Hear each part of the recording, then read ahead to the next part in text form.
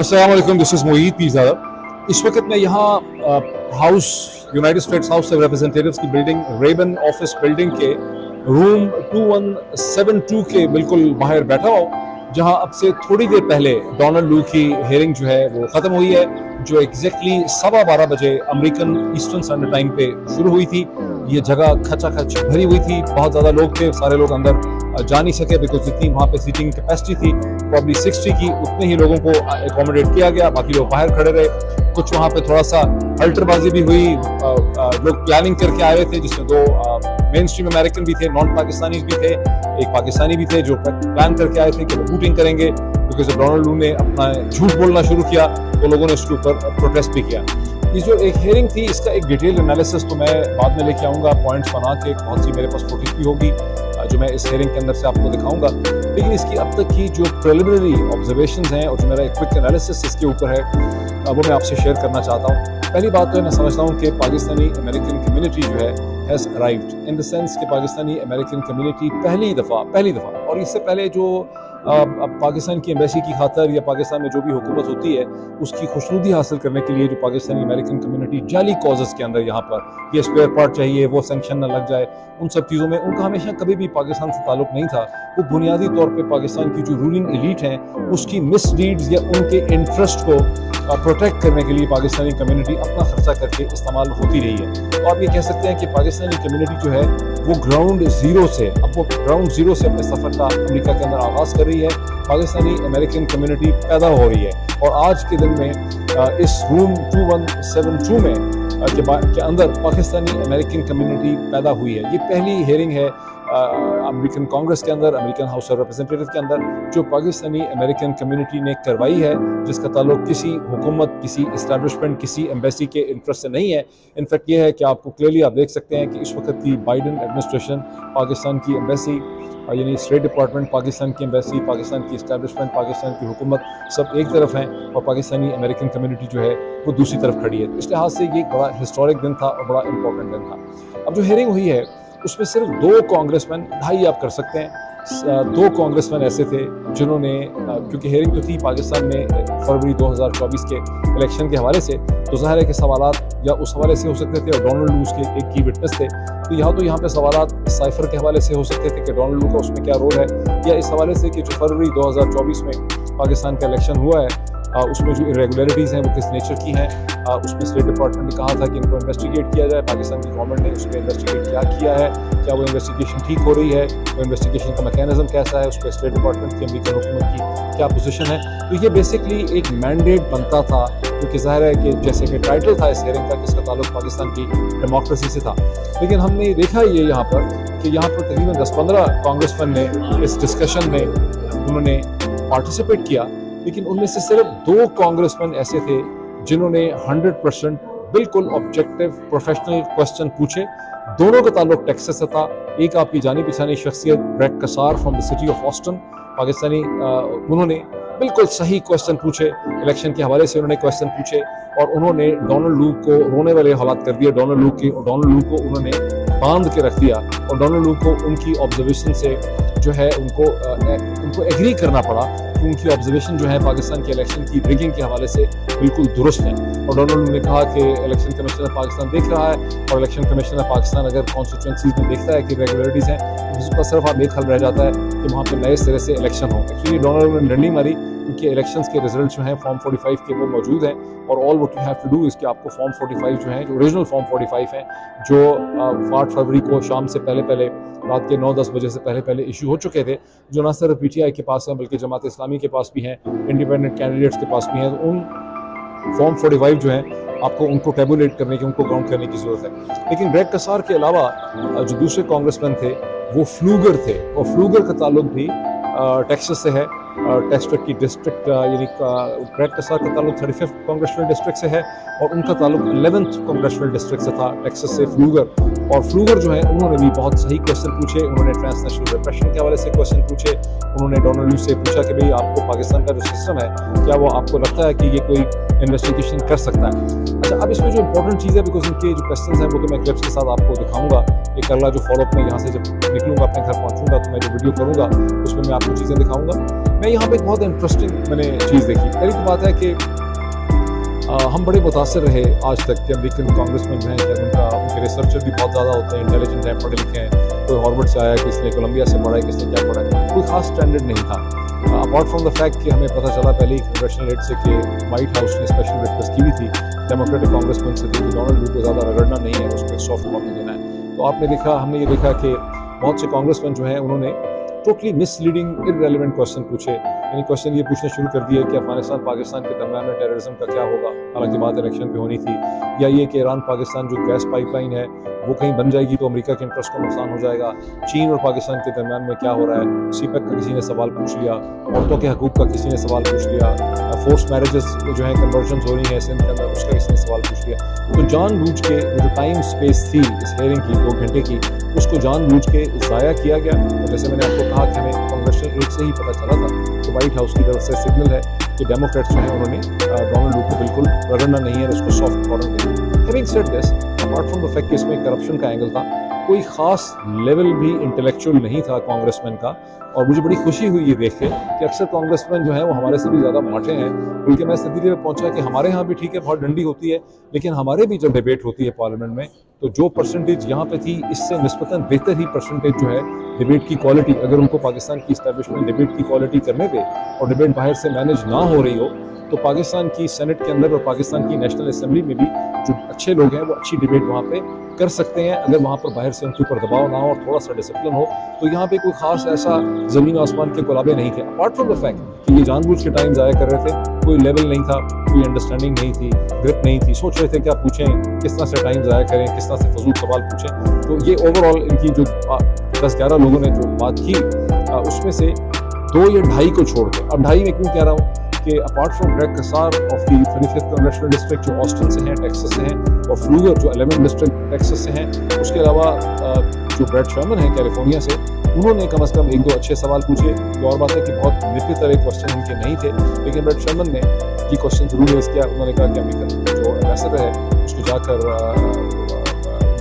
इमरान खान से मिलना चाहिए, और उसके ऊपर there was a total silence. उन्होंने कहा कि मैं समझता हूँ कि आप state department should ensure this thing कि अमेरिकन एम्बेसडर डोनाल्ड ट्रम्प जो है वो जाके इमरान खान से मिले। Imran Khan is a prisoner और ये बहुत जो पॉलिटिकल प्रिजनर है, तो उस पर डोनाल्ड ट्रम्प के ऊपर बिल्कुल एक सख्ता जो है मुतारी हो गया। ना उन्होंने हाँ की ना उन्होंने ना की, लेकिन उनका फेस एक्सप्रेशन जब मैं आपको क्लिप दिखाऊंगा तो he was stunned by that thing. लेकिन जनरली स्पीकिंग वो लाइन लेंथ जो होनी चाहिए थी ब्रेट शर्मन की, उनको बड़ा ब्रीफ भी किया गया था। उनसे कल रात को भी बहुत लंबी मीटिंग हुई पाकिस्तानी कम्युनिटी की 2-2.5 घंटे की, लेकिन उन्होंने वो उस तरह से निपे तले क्वेश्चन जो है उन्होंने नहीं पूछे। जिस क्वालिटी की क्वेश्चनिंग ग्रेग कसार ने की, जिस क्वालिटी की क्वेश्चनिंग यहाँ पर फ्लूगर ने की, वो स्टैंडर्ड थी। वो एक अमेजिंग लेवल ऑफ क्वेश्चनिंग थी, निपे तुले साइंटिफिक मैथमेटिकल उन्होंने बांध के रख दिया। डोनाल्ड ट्रम्प के पसीने जो हैं वो छू के यही था। अब इसमें ज़ाहिर है कि जो बाकी कांग्रेसमैन यहाँ पे आए थे, ये सभी कांग्रेसमैन जो हैं इनको पाकिस्तानी अमेरिकन कम्युनिटी ने अप्रोच भी किया हुआ था, उन्हें ब्रीफ भी करने की कोशिश की थी, और भी जो मामला होते हैं फंड रेजिंग वगैरह के वो सब थे।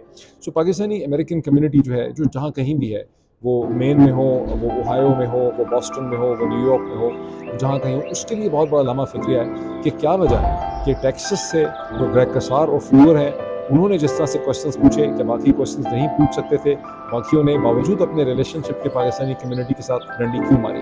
तो जैसा कि मैंने आपको शुरू में कहा है कि पाकिस्तानी कम्युनिटी हैज़ अराइव्ड, इसी को कहते हैं। ये वो एक प्रोसेस है जिसको चूँकि पाकिस्तानी कम्युनिटी ने आज तक पाकिस्तान की एम्बेसी के हाथ में पाकिस्तानी कम्युनिटी खिलौना बनी रही, अपने टैक्स पेड पैसे की, कभी वो शीला जैक्सन को खिला रहे हैं, पैसे दे रहे हैं, फंड रेजिंग कर रहे हैं, किसी और को कर रहे हैं। तो पाकिस्तानी कम्युनिटी ने गुज़श्ता 50 साल यहाँ पर एम्बेसीज़ के हाथों में और पाकिस्तानी हुकूमत के हाथों में एक बेवकूफ़ खिलौना और आलाकार बनकर अपना वक्त और अपनी एनर्जी ज़ाया की है। आज पाकिस्तानी कम्युनिटी पैदा हुई है, तो मुझे पूरा यकीन है कि यहाँ पर पूरे अमेरिका से बहुत दूर दूर से लोग एयर ट्रैवल करके आए हुए थे। मैंने बहुत से लोगों को देखा है, नाम मैं इसलिए लेता कि जिसका नाम लेता हूँ बाकी कहते हैं मेरा नाम क्यों नहीं लिया। सो दूर दूर से लोग यहाँ पे आए हुए थे फ्लाइट्स में, कि कुछ लोग अभी यहाँ से निकल भी रहे हैं। और आज की इस प्रोसीडिंग का जो लर्निंग आउटकम है वो ये है कि अगर ग्रेग कसार इतने अच्छे क्वेश्चन पूछ सकते थे, अपने 5 मिनट के अंदर उन्होंने 3-4 ताबड़तोड़ सवाल पूछे और डोनाल्ड ट्रम्प के दांतों तले पसीना आ गया था। और अगर फ्लूगर ने डोनाल्ड ट्रम्प को बांध के रख दिया, ये दोनों टेक्सास से ही, क्या वजह है कि ऑस्टिन और ह्यूस्टन और डेलस की जो पाकिस्तानी कम्युनिटी है उसने इतने बेहतर तरीके पे अपने कांग्रेसमैन को प्रिपेयर किया हुआ था, उनको उन्होंने बांध के रखा हुआ था, प्रेशर था, उनका एक ऐसा रिलेशनशिप था। क्या वजह है कि बाकी जो पूरे अमेरिका के अंदर पाकिस्तानी कम्युनिटी है उसने जिन कांग्रेसमैन को अप्रोच किया, बड़ा सीरियस क्वेश्चन है ये, और यही वो लर्निंग पॉइंट है। जब आपको दुख होता है, तकलीफ होती है, आपको झटका लगता है, आपको सेटबैक मिलता है, तब आपकी मेंटल ग्रोथ होती है। और पेन, मुझे याद है मैंने एक बकायदा किताब पढ़ी फाइनल ईयर में, मैंने किताब पढ़ी कि पेन एक बड़ा इंपॉर्टेंट मैकेनिज्म है ह्यूमन लाइफ के अंदर। जब तक आपको, क्योंकि आपको कोड़ के मरज में क्या होता है कि आपका हाथ ऐसे दीवार को लगता है, ऐसे करते हैं, तो आपको चूंकि उस वक्त पेन नहीं होती तो आपके बॉडी पार्ट सारे टूट फूट जाते हैं, जो है वो जो कोड़ की बीमारी होती थी वो होती है, तो लेप्रेसी जिसे कहते हैं। तो कोड़ में यही होता है कि आपके पेन सेंसेशन जो है वो खत्म हो जाती है, आपकी सेंसेशनल पेरिफेरल एरियाज में आपकी सेंसेशन नहीं होती, नर्व डैमेज आपका हो गया होता है। तो जो पेन है वो एक बहुत बड़ी गाइड है। आज उस पाकिस्तानी कम्युनिटी को जिन्होंने अपने अपने इलाके के कांग्रेसमैन को ब्रीफ किया था, उन पर काम किया था, उनके लिए फंड रेजिंग की थी, उनके लिए इंपॉर्टेंट क्वेश्चन है, उनके कांग्रेसमैन ने उन्हें अंदर आके टाइम ज़ाया किया, उन्होंने उनका ऑनर नहीं किया, उन्होंने उनके साथ अपना रिलेशनशिप नहीं निभाया, बल्कि उन्होंने देखा कि उनको वाइट हाउस से क्या सिग्नल आया हुआ है, उनको स्टेट डिपार्टमेंट से क्या सिग्नल आया हुआ है। आई एम श्योर कि आर्म्ड विद दिस नॉलेज जो आज उन्होंने देखा, आज पाकिस्तानी अमेरिकन कम्युनिटी अपने रिलेशनशिप्स को रिवाइज करेगी इन इलेक्शन ईयर। उसको ये समझ आएगी कि जब उन्होंने कांग्रेसमैन से बात करनी है तो अपने बच्चों की तस्वीरें नहीं खिंचवानी है, अपना एजेंडा सामने रखना है। 50 साल से पाकिस्तानी अमेरिकन जो है, मुझे पता चला है कि बाज़ दफ़ा पे लाख डॉलर खड़ा करते रहे फंड रेजिंग में, और अपनी बीवी और अपने बच्चों की तस्वीरें खिंचा के अपने ड्राइंग रूम रिसेप्शन में रख ली। उनके पास कोई पॉलिटिकल एजेंडा नहीं था। आज पाकिस्तानी अमेरिकन कम्युनिटी के पास पॉलिटिकल एजेंडा है। मैं आपको एक और भी बात करूँ, पॉलिटिकल एजेंडा इमरान खान नहीं हो सकता, पॉलिटिकल एजेंडा पाकिस्तान तहरीक-ए-इंसाफ नहीं हो सकती। Political agenda is the collective identity of the people of Pakistan, जो पाकिस्तानी अमेरिकन कम्युनिटी को, दुनिया भर में पाकिस्तानी डायस्पोरास को, जिस तरह से इजराइल की जो कम्युनिटी है उसको एक स्ट्रॉन्ग इजराइल की आइडेंटिटी जो है वो उनके लिए इंपॉर्टेंट है, इसी तरह पाकिस्तानी अमेरिकन कम्युनिटी के लिए जो चीज़ इंपॉर्टेंट है वो उनकी कलेक्टिव कॉन्शियसनेस है, कलेक्टिव आइडेंटिटी है। ये कलेक्टिव आइडेंटिटी की यहाँ पे लड़ाई हो रही है, ये प्रोसेस शुरू हो चुका है, बड़ा इंपॉर्टेंट दिन था, और ये बड़ी कामयाबी है कि पाकिस्तानी कम्युनिटी ने ये कांग्रेचुलल हियरिंग करवाई और उनको फील हुआ कांग्रेस में। और जब वोटिंग हुई तो डोनाल्ड ट्रंप की हशर देखने वाले थे, जिन लोगों ने वोटिंग की वो ठीक है, वो 3 लोगों को ज़्यादा पड़ गया, दोस्त मेन स्ट्रीम अमेरिकन थे, एक उसमें पाकिस्तानी थे, लेकिन कमाल की वोटिंग हुई। उनके देखा देखी जब डोनाल्ड ट्रंप बोलते थे तो लोग पीछे से नारे मारते थे, liars liars liars liar liar liar, तो वो भी एक सीन था। तो इसी को मैं कहता हूँ कि पाकिस्तानी अमेरिकन कम्युनिटी जो है इट हैज़ अराइव्ड। अब इस पॉइंट ऑफ व्यू से उसने अपनी रीअसेसमेंट करनी है, अपनी कैलकुलेशन करनी है, क्यों उनके बहुत से कांग्रेसमैन ने उनको बेट्रे कर दिया। उन्होंने समझा इससे फ़र्क नहीं पड़ता, पाकिस्तानियों की कांग्रेचुलल, उन्होंने फंड रेजिंग में तो पैसे ले लिए उनसे, लेकिन उसके बाद उन्होंने उनके लिए किया कुछ नहीं है। तो ये बड़ा इंपॉर्टेंट पॉइंट होगा, मैं नाम नहीं लेना चाहता, बहुत से दोस्त हैं कि आप सबको आपको सोचना पड़ेगा कि क्या वजह है कि आपको आज बेट्रे कर दिया गया है, और क्यों इसे कहते हैं ग्रेग कसार ने बेट्रे नहीं किया और क्यों फ्लूगर ने बेट्रे नहीं किया, उसके अपने डायनामिक्स हैं। लेकिन मैं एक और भी चीज़ कहूँगा, वो चीज़ बड़ी इंपॉर्टेंट है। आपने पाकिस्तानी मीडिया में भी देखा होगा कि कुछ लोगों की कन्विक्शंस हैं, ये लोग कहते हैं जी फलां इमरान खान को सपोर्ट करता है। This is a useless thing, किसी को इमरान खान को सपोर्ट करने की ज़रूरत नहीं है। All people in the media, in the politics, in the civil society have to support their own values. मैं ये समझता हूँ, कांग्रेसमैन फ्लूगर के साथ मेरा कोई इंट्रोडक्शन नहीं हुआ, लेकिन मैं बहुत जल्दी कोशिश करूँगा कि मेरी उनसे मुलाकात हो, मेरी उनसे सिटिंग हो। लेकिन आपको पता है कि मैंने ग्रेग कसार का इंटरव्यू किया, अभी मेरी हो सकता है आज ही ग्रेग कसार के साथ वन-ऑन-वन एक डिटेल मीटिंग भी होगी, आज या कल में हो जाएगी। अभी मैं उनकी चीफ ऑफ स्टाफ से मिला हूँ यहाँ पे स्टेफानी से।